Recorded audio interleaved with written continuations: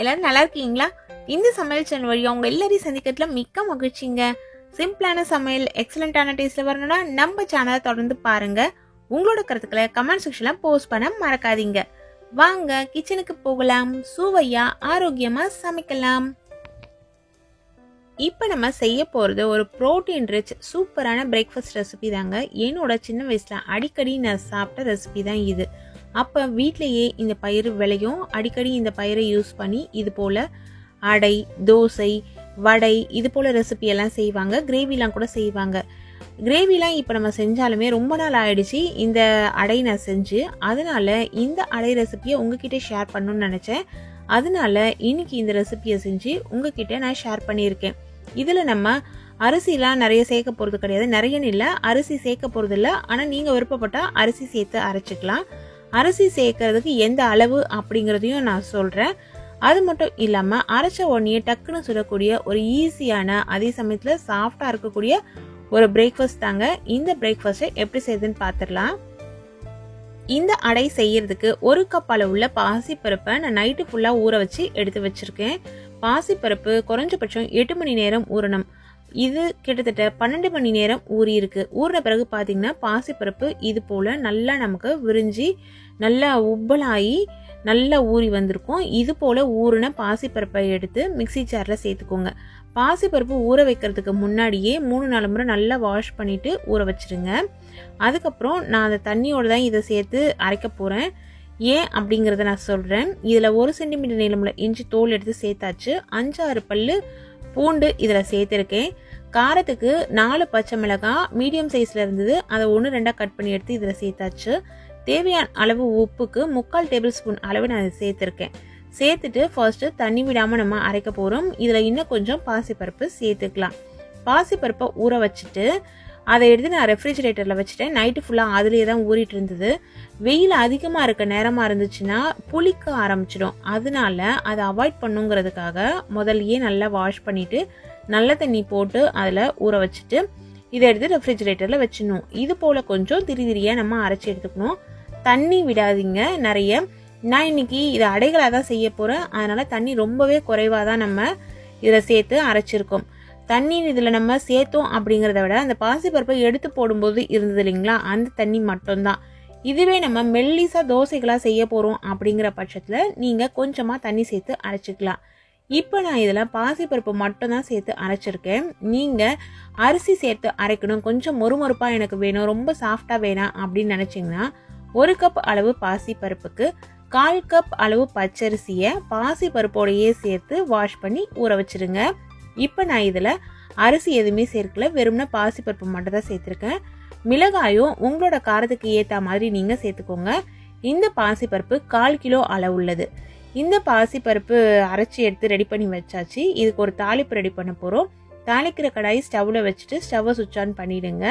Low ஃப்ளேம்லேயே இருக்கட்டும். கடாய் சூடேறின பிறகு தாளிப்புக்கு தேவையான அளவு எண்ணெய் சேர்த்துக்கலாம். நான் கடலை எண்ணெய் தான் சேர்க்கிறேன். நீங்கள் எந்த அளவு பாசிப்பருப்பு எடுக்கிறீங்க, எண்ணெய் எந்த அளவு யூஸ் பண்ணுவீங்க அப்படிங்கிறதுக்கு ஏற்ற மாதிரி நீங்கள் சேர்த்துக்கோங்க. நான் இன்னைக்கு 3-3 டேபிள் ஸ்பூன் அளவுள்ள எண்ணெய் இதில் சேர்த்துருக்கேன். அதில் 2 டேபிள் ஸ்பூன் அளவுள்ள உளுந்தம்பருப்பு சேர்க்கிறேன். 1 டேபிள் ஸ்பூன் அளவுள்ள கடலைப்பருப்பு சேர்க்கிறேன். உளுந்தம்பருப்போட அளவு எப்பொழுதுமே கொஞ்சம் அதிகமாக இருக்கட்டும். சேர்த்துட்டு இது பொன்னிறமாக நம்ம வறுக்கணும். ஃபர்ஸ்ட் இந்த பருப்பை சேர்த்துட்டு கலந்து விட்டிங்கன்னா லைட்டாக கலர் சேஞ்ச் ஆகி வரும். அதுக்கப்புறம் நம்ம ஒவ்வொரு பொருளாக சேர்த்துக்கலாம்.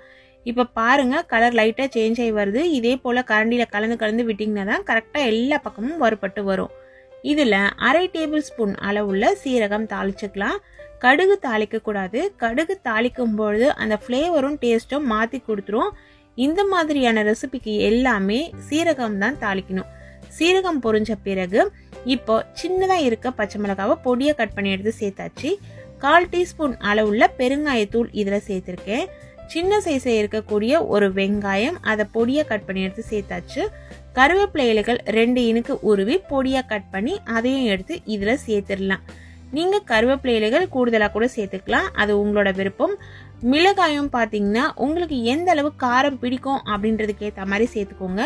வெங்காயம் நிறைய சேர்த்துட்டிங்கன்னா அடைகளை நம்ம செய்யும் பொழுது உதிர்ந்து வந்துடும். அதுக்கு ஏற்ற மாதிரி நீங்கள் வெங்காயத்தோட அளவு குறைச்சி சேர்த்துக்கோங்க. இந்த தாளிப்பு கொஞ்சம் ஆறட்டும். சுட சுட எடுத்து சேர்க்கணும் அப்படிங்கிற அவசியம் இல்லை. நம்ம ரெடி பண்ண மாவு இங்கே இருக்குது. இது கொஞ்சம் மொறுமொறுப்பு தன்மையோடு இருக்கணும் அப்படிங்கிறதுக்காக நம்ம வீட்டில் வச்சுருப்போம் இல்லைங்களா இடியாப்ப மாவு, அந்த இடியாப்ப மாவுலேருந்து 2 டேபிள் ஸ்பூன் அளவு இதில் நான் சேர்க்கிறேன். இடியாப்ப மாவு சேர்த்துட்டு இது நிறைய நேரம் ஊறணும் அப்படிங்கிறதுலாம் கிடையாது. தாளிப்பு ரெடி பண்ணி வச்சுட்டு இதில் இடியாப்ப மாவை சேர்த்து நீங்கள் கலந்து விட்டுட்டு தாளிப்பை இதில் சேர்த்து கலந்து அதுக்கப்புறம் அடைகளாவோ இல்லை தோசைகளாவோ சுட்டு எடுக்கலாம். இப்போ இந்த மாவு சேர்க்கறதுனால நல்ல ஒரு முறுமுறுப்பு தன்மையோடு இருக்கும். மாவு சேர்க்கணும் அப்படிங்கிற அவசியம் இல்லை. மாவு சேர்க்காம நீங்கள் செஞ்சிங்கன்னா ரொம்ப சாஃப்டாகவே இருக்கும். ஆனால் சாப்பிட்றதுக்கும் செம்ம டேஸ்ட்டாக இருக்கும். இப்போ நம்மளோட மாவு சூப்பராக ரெடி ஆயிடுச்சுங்க.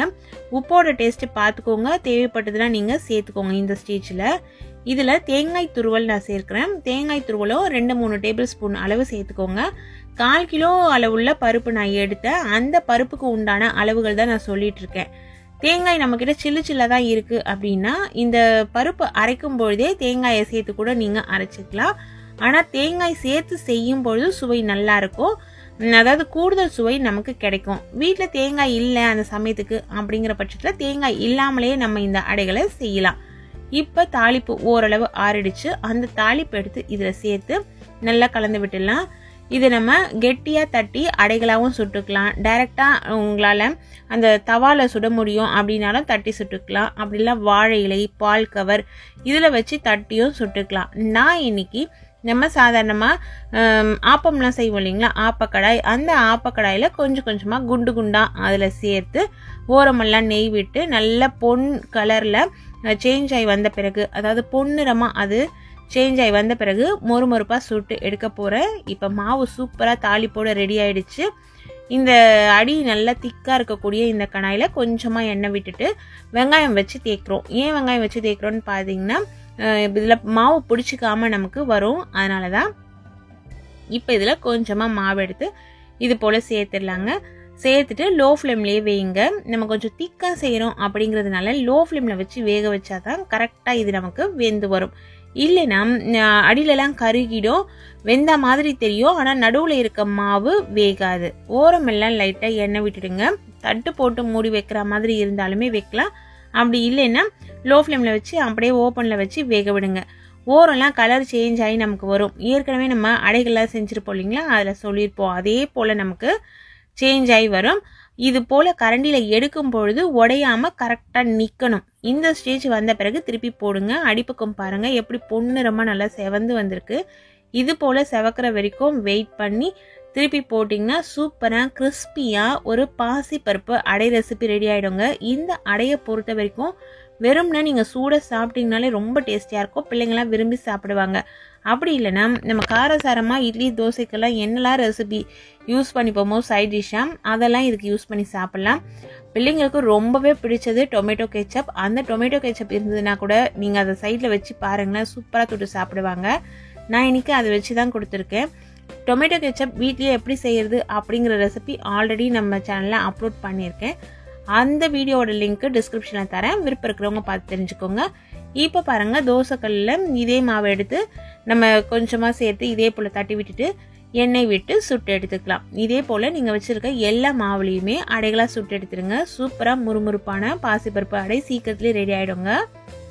இதே அளவுகளில் பக்குவம் மாறாமல் செய்யுங்க, டேஸ்ட் வேறு லெவலில் இருக்குங்க. இது போல் நல்ல நல்ல ரெசிபிஸ் தெரிஞ்சுக்கணுன்னா நம்ம சேனலை தொடர்ந்து பாருங்கள். சுவையாக சமைச்சு சாப்பிட்டு மகிழ்ச்சியாக வாழுங்க.